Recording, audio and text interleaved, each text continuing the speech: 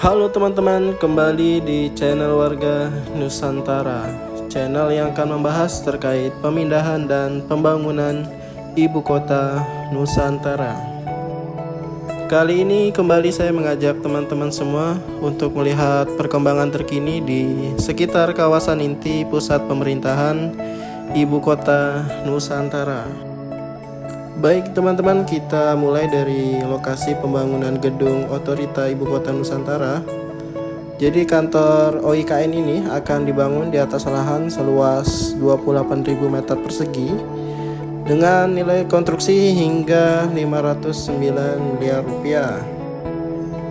Dan sebagai informasi, nantinya gedung ini akan dilengkapi dengan pelayanan terpadu satu pintu, data center, comment center, hingga urban gallery.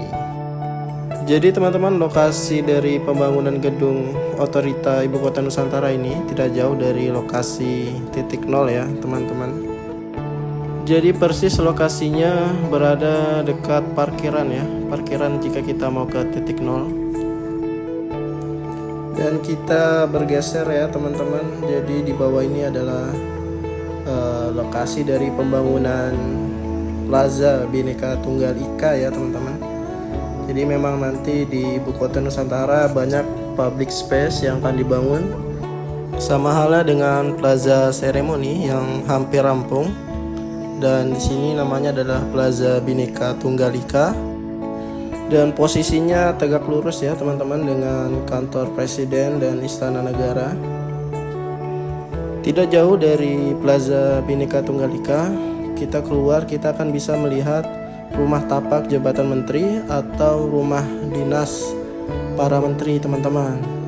Nah, yang teman-teman lihat di video ini adalah rumah tapak jabatan menteri di Persil 104. Jadi memang teman-teman, rumah tapak para menteri ini di Ibu Kota Nusantara dibangun di atas dua persil.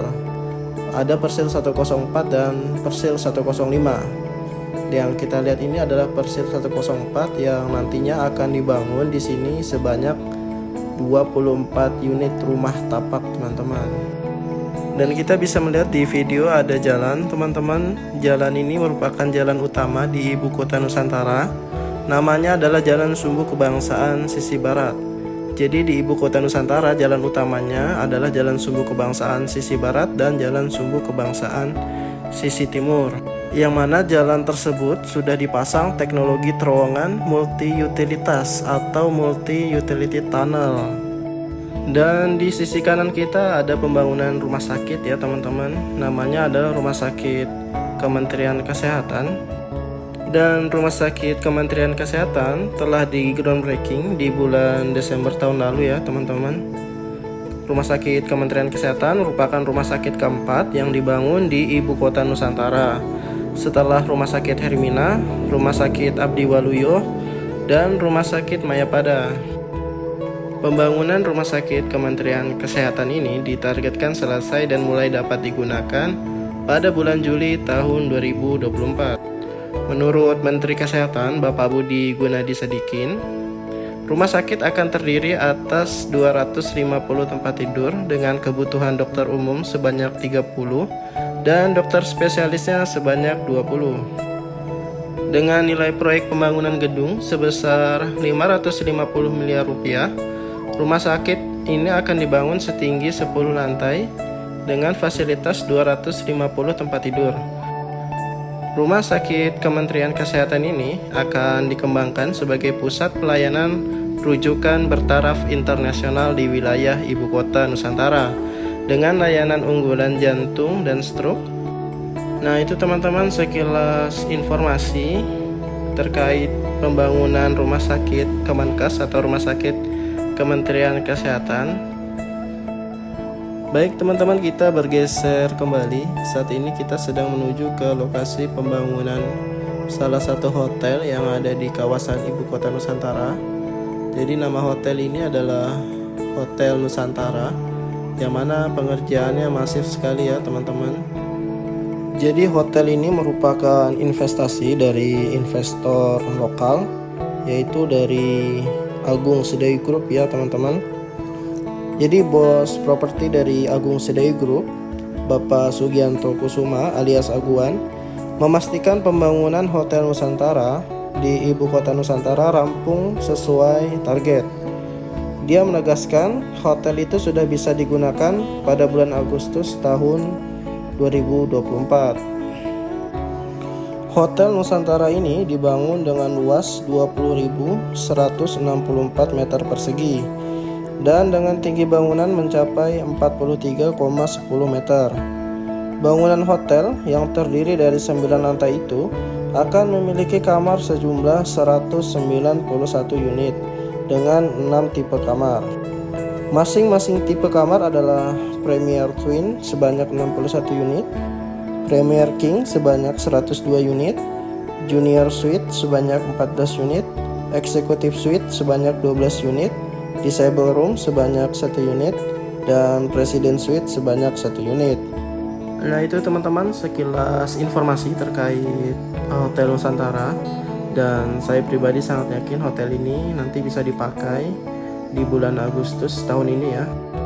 Nah teman-teman, kita bergeser kembali. Tidak jauh dari Hotel Nusantara terdapat lokasi pembangunan Rumah Sakit Hermina. Jadi teman-teman, Rumah Sakit Hermina di Ibu Kota Nusantara ini bertaraf internasional, berbasis Eco Green dan Smart Hospital, yang sejalan dengan Ibu Kota Nusantara sebagai Forest City dan Smart City. Dan sebagai informasi teman-teman, Rumah Sakit Hermina ini dibangun dengan nilai investasi mencapai 650 miliar rupiah, dan itu akan memberikan pelayanan gawat darurat, trauma center, dan ortopedi serta layanan kesehatan ibu dan anak. Lokasi pembangunannya tepat berada di pinggir jalan negara ya teman-teman. Jadi kalau teman-teman jalan ke titik nol dari arah Balikpapan, pasti akan melewati dari lokasi pembangunan Rumah Sakit Hermina ini. Terpantau di lokasi pembangunan Rumah Sakit Hermina ini terdapat 2 tower crane yang siap memobilisasi material ya teman-teman. Jadi memang di Ibu Kota Nusantara ini teman-teman terdapat 4 rumah sakit yang sudah di groundbreaking. Rumah Sakit Hermina termasuk yang sangat cepat juga pengerjaannya sampai saat ini. Dan informasi terbaru teman-teman, Bapak Jokowi akan melakukan groundbreaking tahap 5 di Ibu Kota Nusantara. Deputi Bidang Pendanaan dan Investasi OIKN, Bapak Agung Wicaksono mengatakan groundbreaking tahap 5 akan bersandar pada satu tema yang sangat kuat, yaitu mulai terbangunnya layanan perbankan.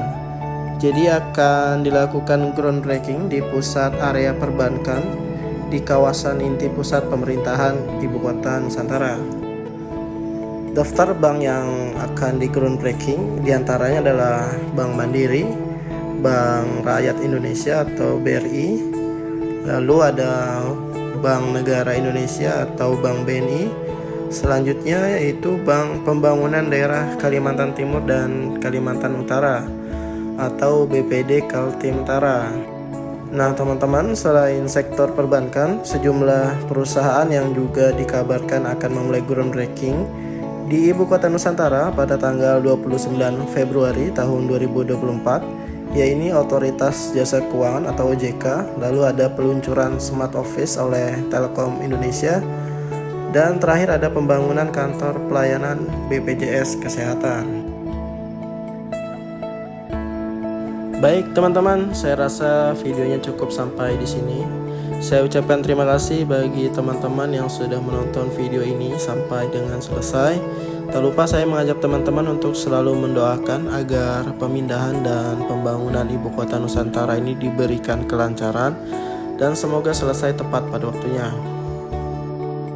Dan tak kalah penting juga kita doakan semoga para pekerja yang terlibat dalam pemindahan dan pembangunan Ibu Kota Nusantara ini selalu diberikan kesehatan, keselamatan, keamanan dalam setiap menjalankan aktivitasnya di Ibu Kota Nusantara.